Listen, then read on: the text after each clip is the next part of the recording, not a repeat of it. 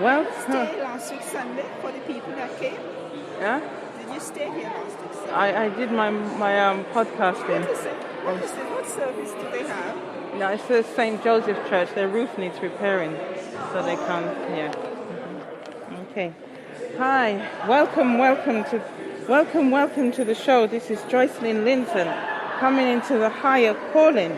And yes, folks, today, this morning, Sunday, I'm at the Church of St. Edmunds of Canterbury, and the morning reading, it's taken, the first reading, the liturgy, it's taken from the second book of Kings, chapter 12, verse 1 to 12.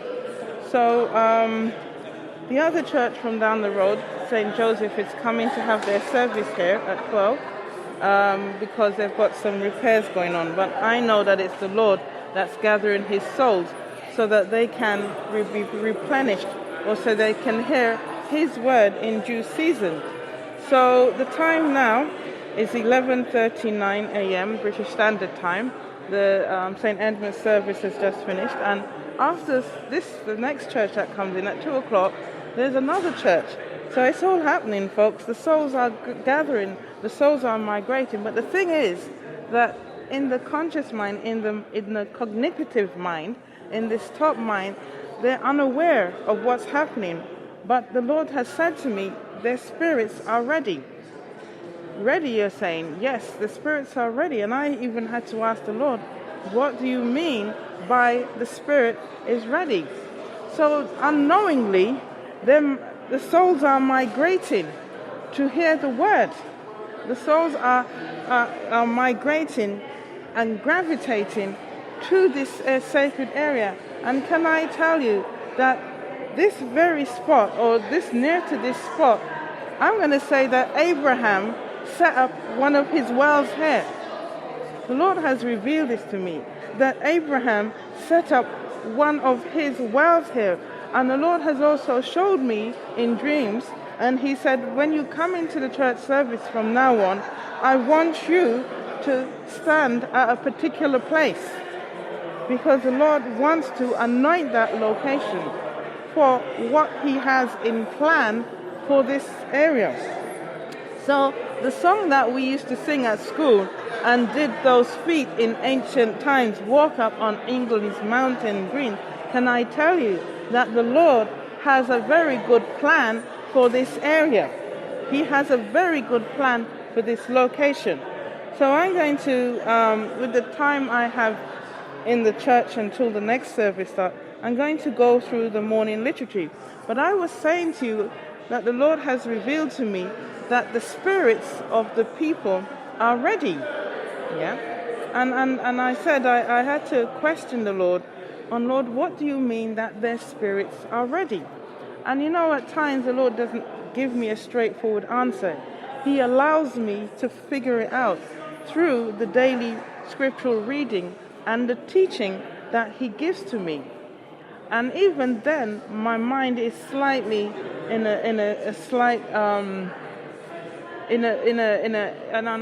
a, can I say, it's not always so clear. I'm still slightly muffled. So now that it causes me to pursue the Lord in prayers, and I ask, Lord, give me that clear mind. Quicken the mind in me, that I can understand what you are saying to me, that I can carry that wisdom in me. And folks, can I tell you that as I'm speaking, it's a word in due season, and it aligns with what the vicar was saying in the sermon this morning. And he said that we walk by the invisible more than by the visible. We walk in the wisdom of the Lord and in his understanding. So I ask that you will stay with me as I begin to go through the first reading, the liturgy, which means the ritual of the morning. And I must compliment the Anglican Church, the Church of England, that the liturgy that we read on a weekly basis is in alignment with the season of the Lord and in the word of due season. And you know, when I say the season of the Lord, right, the Lord, I want to say that there is a sojourning in the promises of the Lord. There is a sojourning in the promises of the Lord, because the Lord has said to his people through the prophet Moses, he said, I want you to stand by my word. I want you to stand by my promises. Okay? And the word that the Lord has said through the prophet Moses, he says that man does not live by bread alone, but every word that proceedeth out of the mouth of the Lord. And the Lord is saying that you, Israel, you are my peculiar people. Okay? I have set you aside so that you will be able to redeem the whole earth on my behalf. I will magnify myself through you all. So he's saying that my word will come through you. You are my living vessels. And as I was saying in last week's reading, through the prophet of Samuel and through the prophet Moses, the Lord has said that I will establish my word. And through Samuel, and he said, and I will perform my word through Moses, and he said that good morning, and my word shall come to pass. Okay, so we are the vessels of the Lord, that through us his word will come, and the Lord will be able to establish, perform his word, and see that it comes to pass, so that his kingdom can now come upon the earth. You see, and that's why Jesus taught us the Lord's Prayer. As it is in heaven, so shall it be upon the earth. So we are to keep that in remembrance. The Lord says, keep me in remembrance. And I also want to talk about the word Lord. You see, and if we look at definitions of word, if we look at the word Lord in the dictionary, it means having ownership over some estate, ownership over some land. So the Lord is calling us to have ownership over I'm going to say it this way, over his kingdom, ownership over his name, ownership of who he is, ownership of him in our hearts. And all this was said in the sermon this morning. I really enjoyed listening to what the vicar had to exchange with us in the sermon. His words were very touching and very resounding, and a word in due season. So, folks, I'm going to, again, before the second church starts, and then the third one, it says here, taken from 2 Kings chapter 2, verse 1 to 12. And let me just add on, I have been reading over the last weeks, and I was talking about the prophetic season. And in my reading on the Gospel of Mark 1 to 5, it talks about John the Baptist, and then it talks about Jesus the Messiah, but it talks about two prophets, okay? And one says, I am here to prepare the way. I call from the Spirit, and that's the wilderness. He says, John the Baptist says, I am one from the wilderness. And the Lord has taught me that the definition of wilderness means the Spirit, right? So John says, I am calling from the Spirit, okay? And then he says, there is one to come after me, that I am not worthy to stoop down and untie his shoelace. And folks, I can give you a deeper meaning, but it's a new language, it's a new heavenly language. And basically what John the Baptist is saying is, I have come as a prophet, carrying the word of the Lord in me, to prepare the earth for a spiritual transformation. So we are leaving the flesh that has been dominating us, and that has been sin, and the Lord has condoned, and we are coming into our true inheritance in the Lord. We are coming into our divine being, into the Spirit. You see, so there is a spiritual transformation that is now taking place on the earth, as I've been saying. So the whole earth is transforming, or translating from this physical attribute and coming into the spirituality of ourselves. So we're becoming stronger in ourselves. We're becoming more advanced. And hey, we shall know the Lord. and we shall become one with the Lord. Okay, so that is exactly what John is saying. And then he said that will lead us to meeting the Messiah. That's when we shall meet the true Messiah. And Messiah means messenger. Yeah? So in that Messiah, we shall now enter into priesthood. And priesthood means mediator of the Lord, mediator of the Most High, mediator of our Maker of the earth, the heavens, and the seas, and the fullness of. We become mediator, one, omniscient, omnipotent, and omnipresent.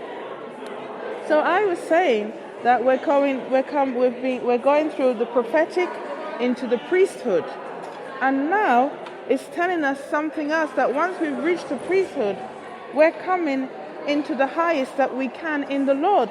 So folks, this is what I'm saying about being in the season of the Lord and having a word in due season. And this morning's reading was that we go by the invisible than by the visible. We walk in the wisdom of the Lord and in his understanding. So in the physical, we really do not know the schedule of the Lord. In the physical, we don't know where we are. But in the spirit, we sure do know where we are, because this spiritual transformation is taking place across the whole entire earth. So nobody is missing out, you see. But where we are missing out now is the preparation of the mind and the heart, you see. It's what's going on the inside. And Jesus has said through Mark 7, he says, it's what's on the inside that defiles the person and not what's on the outside. So I've been saying, what's the inner thoughts? What is the inner thoughts that we have been feeding ourselves that can defile us, that we cannot enter into the kingdom of heaven when it comes upon the earth? So once again, I'm going to try and get over to the first reading, taken from 2 Kings chapter 2, verse 1 to 12. And folks, can I tell you, because I am a messenger of the Lord, I am what appears to you in the future. Okay? So I speak a language and a teaching that you may not be able to relate to as yet, because you have not arrived into the consciousness, because we're dealing with an adversary who does not want you to know. You see, but the Lord is going to send forth his messenger, and as he said to John the Baptist, to make the way straight, that you will know, you shall catch up on the timing and the schedule of the Lord, though your spirits know. So it says here, a reading from the second book of Kings. Now, when the Lord was about to take Elijah up to heaven by a whirlwind, Elijah and Elisha were on their way from Gilgal. Elijah said to Elisha, "Stay here, for the Lord has sent me as far as Bethel." But Elisha said, "As the Lord lives, and as you yourself live, I will not leave you." So they went down to Bethel. The company of prophets who were in Bethel came out to Elisha and said to him, "Do you know that today the Lord will take your master away from you?" And he said, "Yes, I know. Keep silent." Elijah said to him, "Elisha, stay here, for the Lord has sent me to Jericho." But he said,